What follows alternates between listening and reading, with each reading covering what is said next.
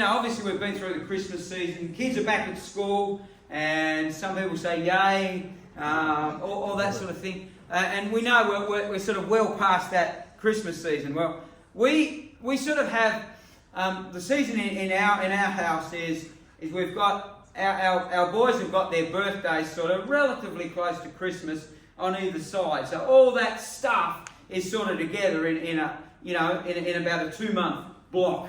It all happens. Lots of presents and parties and all that stuff. And we had a birthday party for our 5-year-old. He was just turning 5, and that was back in November. And we did what you do with kids that age. We actually went and had a party at Putters Adventure Golf. And it was the funniest thing you've ever seen. 5-year-olds playing putt golf. And, they were going so fast, they were passing other people around the course. And I've never seen anybody go around a putt golf course at that speed. But of course, there were lots of toys. And I remember we got home and there were all these toys. And the toys that you would sort of buy in a budget for, a school kid's birthday party. So I guess, people were probably spending around $20 or something like $20, $30 or something like that. And what amazed me was some of the stuff didn't work from when you got it out of its packet.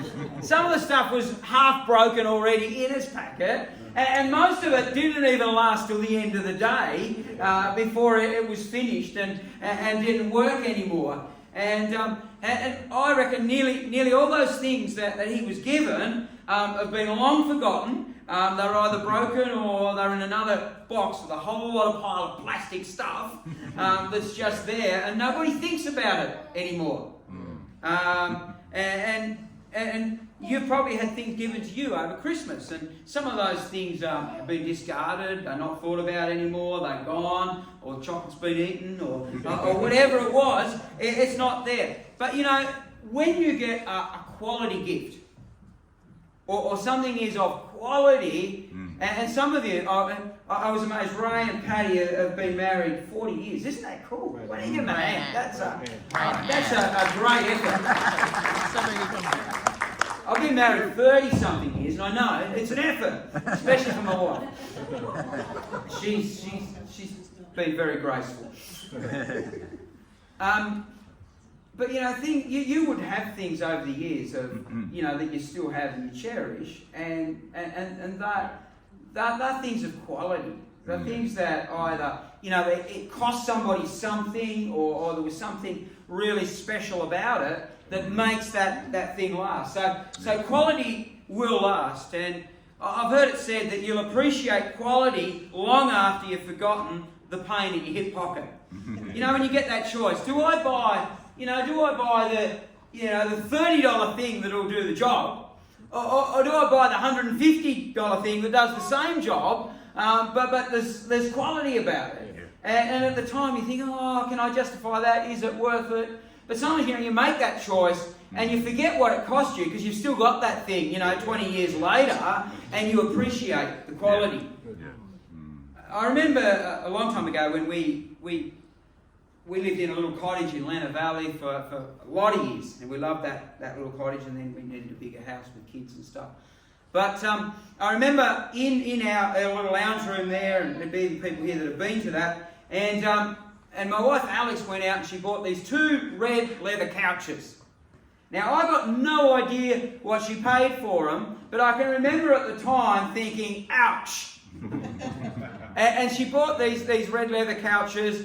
And she bought 2-seater couches rather than big couches. You know why? Because she thought Dave won't be able to go to sleep on a 2-seater couch. Guess what? She was wrong. You can put your feet over the end and it all works beautiful. But those couches, it was probably 25 years ago. Those couches still work. They're still in really good condition. They're actually in our playroom, and the kids jump all over them, and the dog does things on them, and all sorts of stuff happens. But they are still going really, really well because they were a quality product. And like I said, I got no idea what she paid for them, and I don't remember what she paid for them. But what I do is I see the quality of something that has actually stood the test of time. And Paul, when he's writing to the Corinthians in chapter 13, and many of you have heard this particular little chapter read at weddings and times like that. But in 1 Corinthians 13:13, he says, 3 things will last forever. Faith, hope, and love, and the greatest of these is love. So I want to ask you this morning, I've been talking about quality that endures, quality that lasts, quality will always be there. What is the quality that you should pursue above all else? And Paul writes it beautifully, and if you read that whole chapter, he says, well, that these 3 things will last forever: faith, hope, and love, and the greatest of these is love. It's like love puts them all together. Now, what should be the pursuits of our walk with Jesus, of our Christian life then? And I think sometimes we think, oh, wow, should it be miracles, power and gifts? And they are great things. They are precious things. They are given to us by the Holy Spirit for today. And Paul actually encourages, and this particular area of 1 Corinthians, he's actually really, really delving deep into why the gifts are there, how they work, and how we should pursue them. And he says this in the next chapter. He says, follow the way of love and eagerly desire the gifts of the Spirit, especially prophecy. But you see, they were never meant to be the focus of our Christian lives. And I reckon here's a simple way to think about the gifts. You need to be able to have the gifts. We should pursue the gifts, but they're not designed, and they were never purposed by God to be the focus of our lives in following Him. They're much like a toolbox, if you like. They're like a toolbox that gets a job done. And before I did what I do now, I was a tradesman. I was an auto electrician. I had an auto electrical business for a long time. Loved doing that. And back in those days, as we were going through that, there was a particular brand of hand tools and all sorts of tools. It came out of the US, and it was called Snap-on tools. Some of you boys will have heard of Snap-on tools. Now Snap-on tools are beautiful to hold. Snap-on tools are beautiful to look at. Snap-on tools make you feel warm in your heart. My wife actually called them Tupperware for men. I don't know if anyone's ever felt warm in their heart from Tupperware.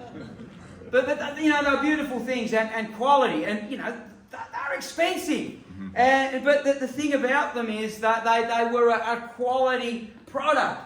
Now, I had, you know, quite a few Snap-on tools, and I'd invested in them, and you know, used to like buying them. And then as we, you know, as I started my business and that grew, you know, the phone used to ring all the time. People had something broken and they wanted us to come and fix it, and you know, the phone would ring all the time, and there was a great urgency about that because somebody had a truck stuck somewhere, and it was the most important thing in the world, and you know, that's how it rolled. But you know, they didn't call me because they knew that I had a toolbox with a heap of Snap-on tools in it. They didn't call me because those tools were shiny and wonderful and they made me feel good. They actually called me because they knew that, well, they hoped anyway, that I had the knowledge and the capacity and the skill to deal with their problem. And you see, sometimes we think as Christians, if we've got all these gifts and all these tools, people are going to like us because of the tools. No, people are actually going to warm to us because Jesus is in us. People are going to warm to us because of what He's done in your heart and that greater thing. People are going to warm to you because the focus of your life is not the gifts or the toolbox. It's actually the reason for the toolbox, which is faith, hope, and love, and Jesus. What do we really want more of? I think it needs to come back to faith, hope, and love. If it doesn't, we've got to consider God's sense of priorities and put our focus where it belongs. So Paul, in one of his first letters, and he writes to the church at Thessalonica, and he says this, it's 1 Thessalonians 1 verse 3, he says, "We remember before our God and Father your work." And it's sort of not that cool sometimes in this day and age to talk about work. We just think, oh, well, you know, we talk about value, but we don't want to talk about work because, you know, it just seems hard. Well, Paul says when he's writing this heartfelt letter to these guys, and he said, when we look back, and he was separated from them at the time, he says, when we remember before our God and Father your work, listen to this, produced by faith, your labour prompted by love, and your endurance inspired by hope in our Lord Jesus Christ. So Bible commentators say this is the first time that chronologically that Paul actually in his writings sort of talks about this famous triad, faith, hope and love. This is the first time when he writes to the Thessalonians that he actually uses those terms. But if you notice what he does, he sets a beautiful platform here, and he stresses it's not about these virtues alone, but rather what they produce. So he says, faith produced work, as is the nature of true faith. Yeah, that's good. And if I'm not giving it to you straight enough, I'm going to go to James, because James gives it to you really straight. If you're confused about anything, and you think, I just want to cut through all the stuff, just go to James, because he gives it really straight. Doesn't sugarcoat anything, he goes straight to the point. He says this, James 2:14-17, he says, "What good is it, my brothers and sisters, if someone claims to have faith, but does not have deeds? Yeah. Can such faith save them?" Question mark. Suppose a brother or sister is without clothes and daily food, and if one of you says to them, "Go in peace, keep warm, be well fed," but does nothing about their physical needs, what good is it? In the same way, faith by itself, if not accompanied by action, is dead. Yeah. Yeah. At the moment, back at our facility in Moona, there's a heap of work happening. All this stuff takes much longer than you'd like and you think, and it just goes on and on. But anyway, we finally actually started the first stage just before Christmas, and the building contractors are into it. And you know what? I found out that once you get the building contractors on the ground, they go a lot faster than our planning meetings. And they're doing really well. We're building an arcade and retail spaces in Moona that's going to connect where we're building our main centre and our community centre. That's going to connect it to the main road. We're going to have an arcade that goes through there, and we've got sort of retail spaces there that's part of the business plan for the venue.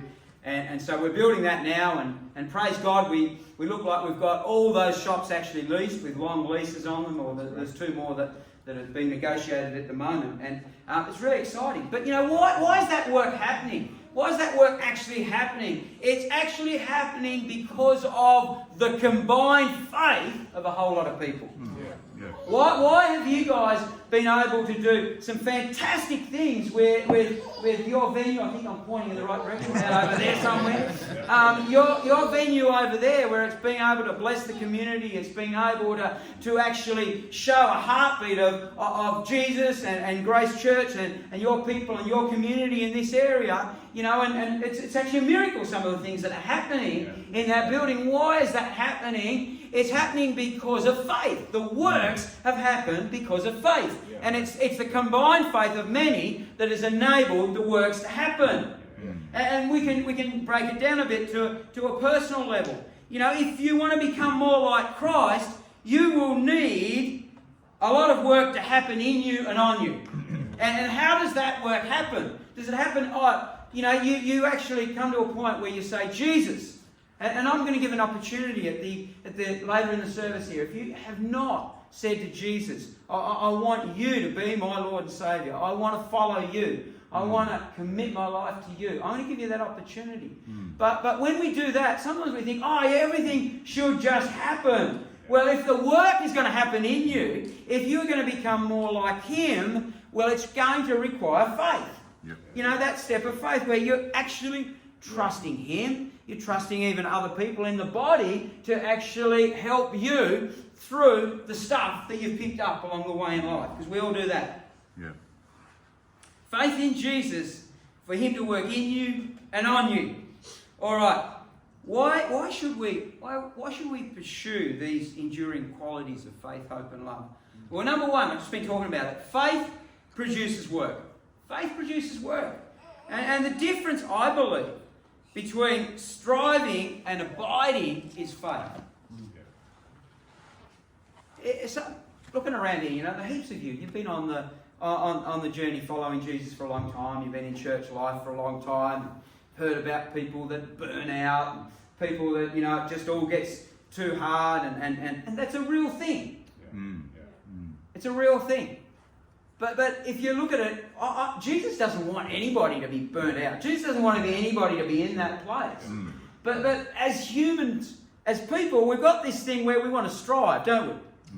We want to better ourselves. We want something. We've got all sorts of reasons for wanting these things, and they're not all bad. And if you're gonna get ahead in life, you've actually got to do some hard work. I found a number of years ago we decided to sort of, in a fairly short period of time, we came to a decision that we were going to sell our house and buy another one. Because before that we were thinking of renovating where we were. And anyway, we found a house that seemed to be the right one for us. And all of a sudden, we said, yep, we're going to sign a contract on that. So all of a sudden, we were into action. We had 3 months or something like that to basically get all that happening. It meant we had 2 months to finish all the stuff on our current house, get it to market, and then get the new house settled. And praise God, it all worked. But to make that happen, you had to be pretty focused. Yep. You actually had to be really focused, and you had to work to your deadlines, and you had to do that. And yeah, there's a sense of being focused in that. But the difference is, sometimes as people, there's this striving. It's like, it's even, I'm coming to church, I'm on the music team, and, I've got all this stuff to do, and then, I've got to pray harder, I've got to read more chapters of the Bible, I've got to strive to be more like Jesus, where Jesus says, no, I want you to actually abide. In other words, that is to live in me, to be connected with me. And I would like to say, often the outcome and what we do isn't a lot different. But the difference between striving and abiding is faith. Yeah. See, when you've got faith in Jesus, you can actually live, and you can actually live in the rhythm of life that He wants for us, rather than striving to try and be in it. Yeah. See, if we're in Christ, which is faith, things will grow naturally, and they produce good works. Yeah. All right, number 2. Did I do that the rude way around? That way. Why should we pursue enduring qualities? Well, number 2, love produces labour. And if you've been married, you might find that love did produce labour. You've had kids.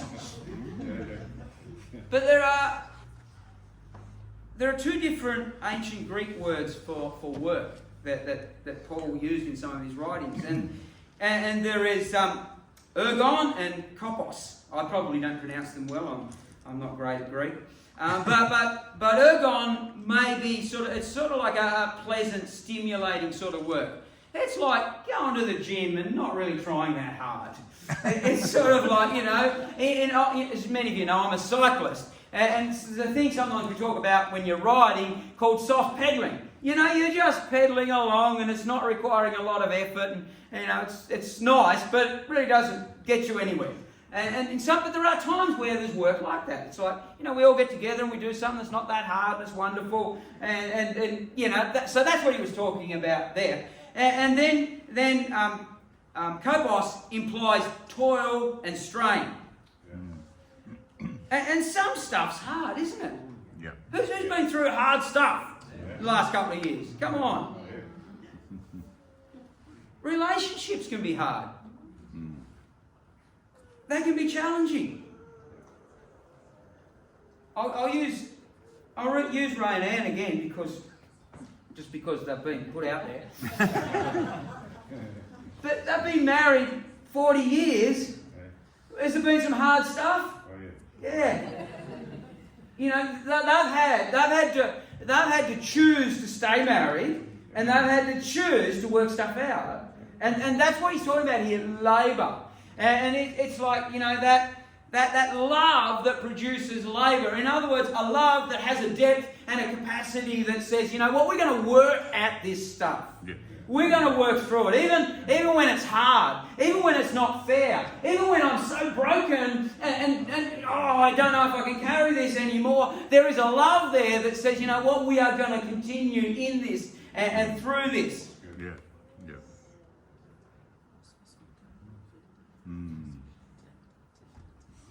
To give birth,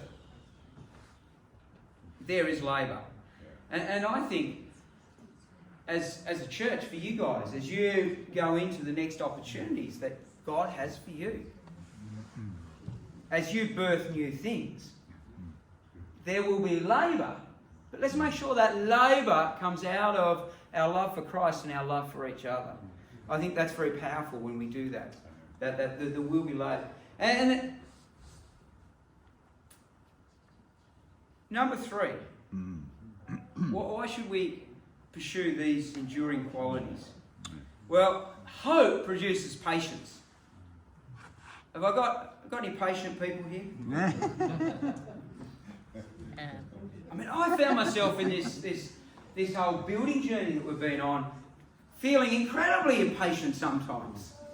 You know, when I think we were there and then someone would have some other idea, we need to check this and we need to get this person to do that and we need to get this professional to look at this, and each time you get another professional it costs you another $5,000, and you know, on and on it goes. And at times I'm feeling impatient about it all. But you know what? Hope actually produces patience. Endurance is needed not only to survive hard times, but to triumph through them. Yep. If we are to successfully endure, we need hope. When my church go when I tell another cycling story. But anyway, you've got to talk about something. and I've written in lots of endurance events, you know, events that are sort of 200 k's plus in length, and lots of climbing and elevation is part of that. And I think one of the things that I've found is really helpful in that, because there are times you think during that, why the heck am I doing this? And people that look on think, why the heck are they doing this? I remember years ago we were, my wife and I, Alex and some friends that first got me into cycling, we were going up to Launceston. We're going to have the weekend in Launceston, and my friend Tim and I were going to ride up Ben Lomond. We're going to ride from Launceston to the top of Ben Lomond. Anyway, we're going up in the car, and Alex's father rang, and she said, "Oh yeah, we're going to Launceston, and the boys, why are you going up there? Oh, the boys want to ride to the top of Ben Lomond," and he said, "They must really hate themselves." So when I've competed in these events, it's great to actually have a picture of the finish line or the process there of getting to the end of it. You know, that sense of, yeah, I'm going to be there, and I am so going to enjoy, you know, a cold drink when I finish. I'm so going to just be able to feel the sense of, oh yeah, I've done this, and we are there and we've arrived. And I find that's something that actually inspires me when it's hurting. Yeah. And you know, if Christ is the actual object of a believer's hope, He will actually inspire you when you're actually enduring. Yeah. He wants to be the inspiration when you're enduring. It should be a picture of Jesus when we're looking. It's like we look through the rubbish. We look through some of those things that are going on, and sometimes they're not fair, and sometimes you didn't deserve them, and there's a whole lot of stuff that goes on there. But we've got to actually say, if we're going to have hope, hope means that you look through that as you endure it, and you see Jesus in that, and you see where He's leading you through that. When we're enduring, we need to see the object of our faith. We need to see Jesus, who is our hope. Yeah. Our hope is in him and it's based on him. And in Romans 15:4 it says, "For everything that was written in the past was written to teach us, so that through endurance in the Scriptures and the encouragement they provide, we might have hope." When you're in that tough place, when things are not working so good, when stuff like that's going on, where do you go? Yeah. Often we'll go and debrief it with a person, and there's nothing wrong with that. But sometimes we go and we talk to that negative person, because they're sort of good to talk to in those moments, you know. You can go down that place together.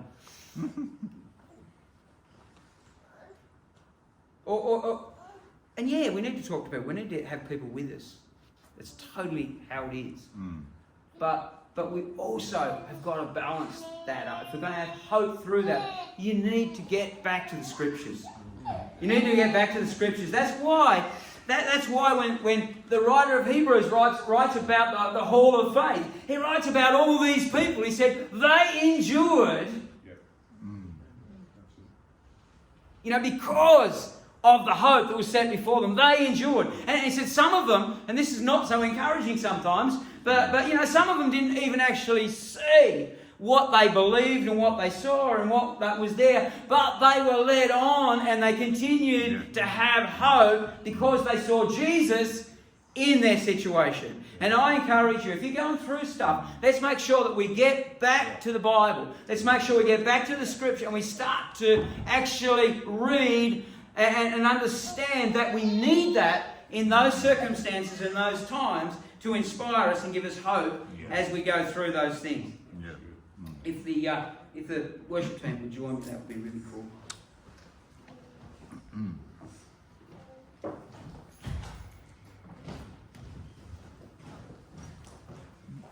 Hebrews 16:19 says, "We have this hope as an anchor for our soul, firm and secure, and it enters the inner sanctuary behind the curtain." And if you read that a little bit more, you actually, it paints a picture of this. It's like this lifeline, it's like this rope that actually takes and it connects almost from one place to another. It actually is this connection between our physical broken world and the spiritual realm where the glory of God is just completely felt and manifest, and it's in that place. I used to do a lot of scuba diving, and one of the things that we would mostly do when you were diving from sort of smaller boats is that we get ourselves all prepared and get all our gear on, and in that moment you feel very uncomfortable because you've got all this gear on that's actually meant for a different world. It's actually meant for a world under the water. And while you've got all that on, you're uncomfortable and you're clumsy and you sort of can't move around properly. But the moment you roll into the water, you've actually got the right stuff on for that environment. And all of a sudden, the weight of the tank on your back, the weight of your weight belt is all neutralised by the buoyancy factors of the water, and all of a sudden you feel this sense of freedom. And what we would actually do is we would dive down and mostly check the anchor and make sure that anchor was in a secure place. Make sure that it was under a rock or something that was actually going to keep it secure if the wind came up. Because I've had times where we have come up and the boat's dragged its anchor and we've had to swim, and I can tell you now that is very tiring when you've got all your scuba gear on. And sometimes I remember one day on a particularly clear day, we've got we're down, the anchor's there, and you look up that anchor line, and if the sun's in the right place and the water's clear enough, you see that anchor line, you see it going up, you see it going you might be sort of 10 meters under the water, and you see that anchor line going up, and you see it going through the surface of the water, and you see it connected to the boat. And it's this amazing picture of what hope actually does for us. Sometimes we can be down here with our earthly stuff. We can have our earthly clothes on that one day are going to feel like they just would feel so cumbersome into where we're going and what we're called to do. But we have this hope that actually connects us from the broken physical world into the spiritual world where Jesus Christ himself is. And that hope, it says, is an anchor for our soul. What's our soul? It's an anchor for your emotions. It's an anchor for the stuff. It's an anchor for the rubbish that goes on. It's an anchor for all the different feelings. It's an anchor when you're feeling high, when you're feeling excited. It's an anchor when you're feeling low. It's an anchor when you're feeling depressed. And it actually keeps your soul connected and in check and connected to your very life source, which is Jesus himself. So that is what Jesus is. It says that hope is an anchor for your soul.